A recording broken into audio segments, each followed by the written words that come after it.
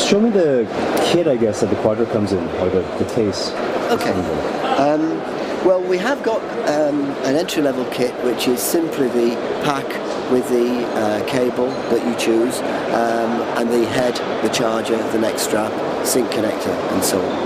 Having said that, most people want something that's a bit more functional, and it really doesn't make the most of the Quadro's capabilities. So the kit that for us is proving to be the most popular at the moment is a two-head kit, which also has an extra battery. It also has a very cool radio trigger, which also enables us to adjust the power up and down and to switch the modelling lamp on or off from a remote position. I see. So that's great for remote metering.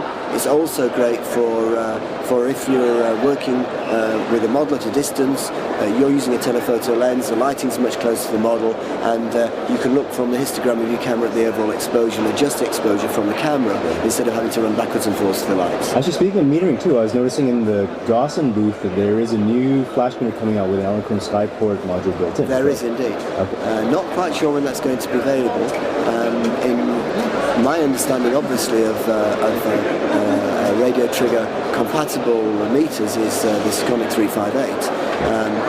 We're finding that because of the functionality of the Skyport, people are demanding the Skyport, and we spoke to Gosson probably about 2 years ago about the idea of incorporating Skyport into a meter, and that's the meter that you see on the stand. Right. It's my impression that the price is going to be broadly similar to a Sekonic 359 meter. But of course you've got to add the RT32 chip or card into the 358 meter to make it work. Okay. I guess on the topic of Skyport too, and I'm noticing too with Profoto's Air system, Hensel has gotten on board as well. Like, is Skyport going to be an open system, or is it an open system available for other companies to integrate into their systems? Absolutely, it's going to be an open system. But the interesting thing is that we don't believe in making an open system that tries to make everybody else work in the way that Elinchrom works. We made it an open system by creating an iPhone application. If you've got an iPhone, it works. Right, but I mean, like on the lighting side, though, I guess. Like, well, which the thing that's really interesting is we almost have the convergence of two completely different philosophies here. Profoto try to price everything to a top professional level. Right. We have equipment which will satisfy the requirements of the majority of professionals. If Elinchrom is weak, it's in that very top end of the market. Right. But the people that are taking photographs and running these lights are not just the top-end professional photographers.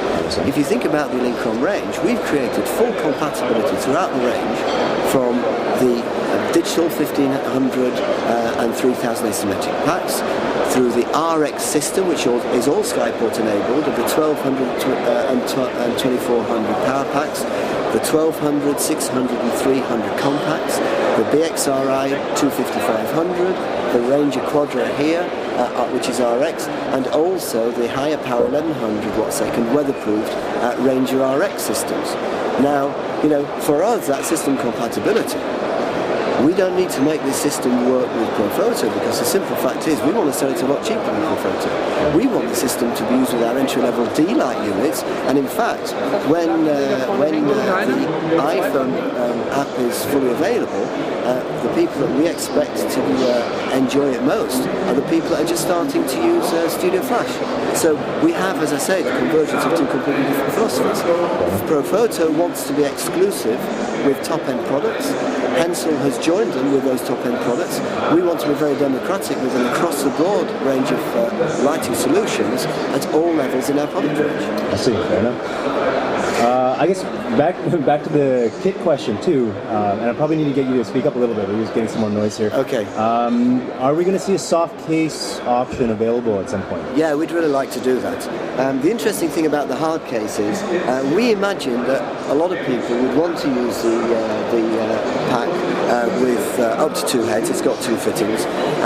In reality, we discovered that because the pack offers an asymmetrical distribution of 2 to 1, and you can only move the lights backwards and forwards with a certain range, there were people who wanted to be completely independent. This package in the case is so comprehensive that all we need to add to it is one single power pack here, and all of a sudden you've got two complete systems, complete with the the remote control to drive it. So we're going to be establishing a soft cased bag that will take two complete systems, and that then offers even more versatility.